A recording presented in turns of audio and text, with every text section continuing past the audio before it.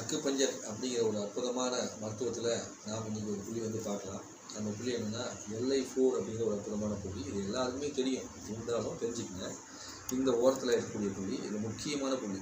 இந்த இடத்துல அமுத்தினாலே வலிக்கும். பசங்கள்லாம் ஸ்கூல் பசங்க அதை அமுத்தி எங்கூட விளையாடுவாங்க. இந்த புள்ளி வந்து வர்மத்தோடு சேரும்போது கவலிக்காலம் அப்படின்னு சேர்ந்து வரும். அது என்ன, இந்த கேப்பு.